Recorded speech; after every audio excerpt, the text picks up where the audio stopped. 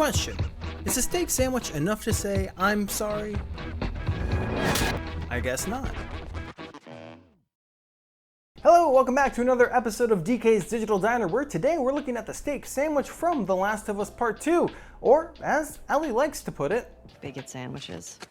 This sandwich does come about through crappy circumstances. Ellie and Dina are sharing a kiss at the town dance when Seth comes in and says, "Hey, it's a family event." Seth continues, and when Dina retaliates, he drops a homophobic slur at her.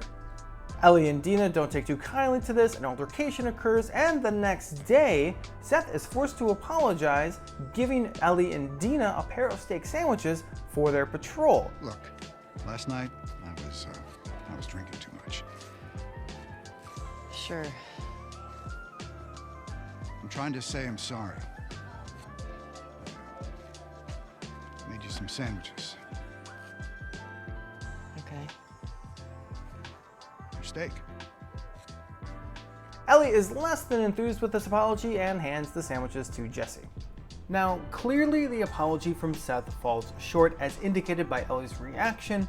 However, it got me thinking, if you wanted to apologize to someone with a sandwich, a steak sandwich specifically, what would you do? How would you make it? Well, for us, that means we're gonna make our own bread, our own caramelized onions and mushrooms, put a ribeye on top of it, have our own mustard mayo garlic sauce, and finally, put some provolone cheese on top. So let's head to the kitchen and get started. Let's kick this off with our no-knead bread. To a bowl, add 2½ cups of bread flour, 1/4 teaspoon of instant yeast, and 1½ teaspoons of kosher salt. Whisk briefly before bringing to the party 1 1/3 cup of room temp water. Mix together until you get a nice, shaggy dough.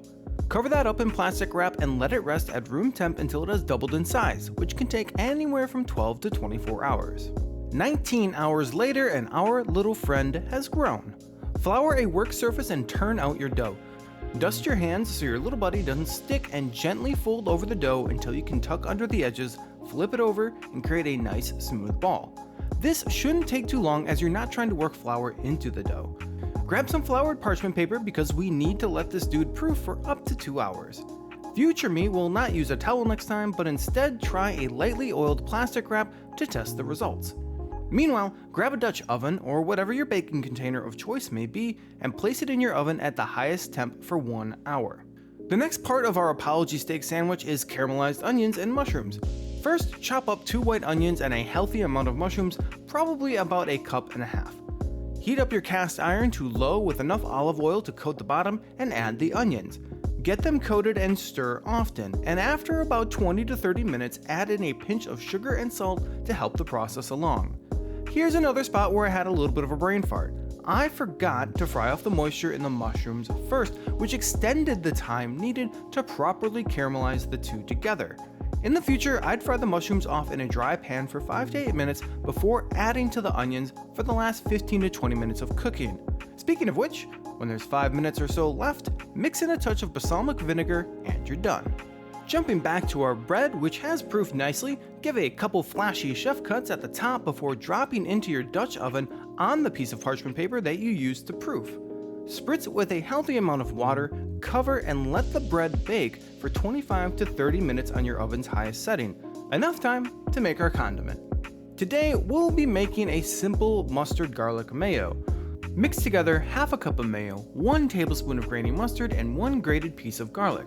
Add in some salt and pepper to taste and mix. Back to the bread again. Remove the cover after the first cooking sprint, spritzing again with some water and cooking for an additional 10 to 15 minutes without the cover. Remove and let it cool completely before cutting into it, and while our bread didn't puff up in the oven as much as I'd have hoped, it still came out pretty swell. Now for the star of the show, the steak. I have here a nice little ribeye, nothing too big, but enough to fill you up. Season with salt and pepper and sear for 1.5 to 2 minutes per side on high heat in the cast iron we used for the onions and mushrooms, which still have some residual goodness left over. After you flip, add in 1.5 to 2 tablespoons of butter to baste, and feel free to add in some thyme and garlic if you'd like.